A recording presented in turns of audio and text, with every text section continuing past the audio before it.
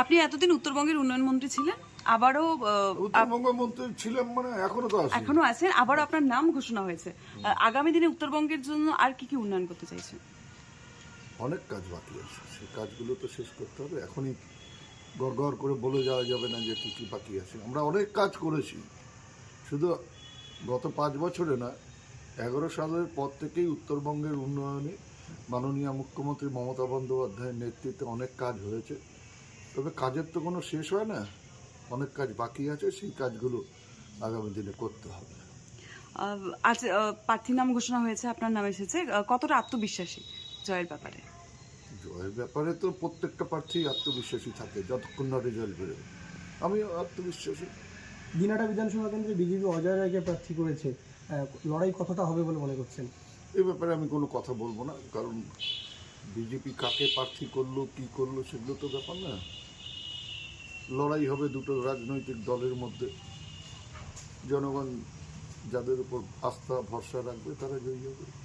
দিনাটাতে সবসময় একটা মারমার কাটকাট পরিস্থিতি, এই সময় ভোটের কি রকম পরিকল্পনা রয়েছে আপনাদের?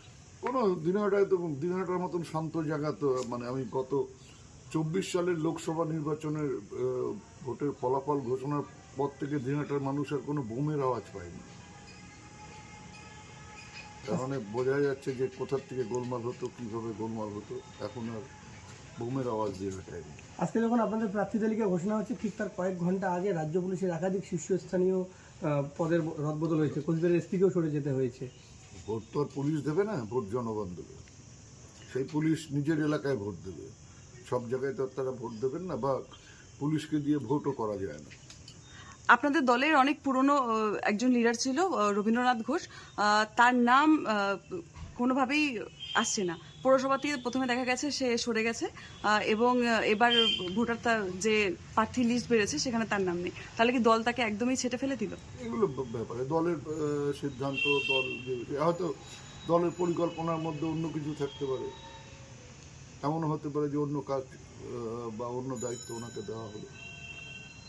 এবারে লড়াইয়ের রণনীতি কি হবে? এটা যদি বলে দিই রণনীতি কি হবে, তাহলে তার রণনীতি থাকলো কোথায়, ওটা বলা যায় না।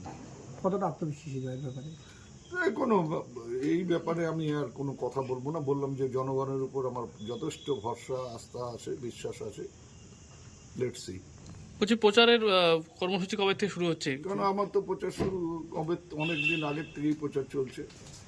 যে প্রচার নতুন করে আর প্রচারের কোনো ব্যাপার নেই, মানে আনুষ্ঠানিক প্রচার সেরকম কোনো ব্যাপার নেই।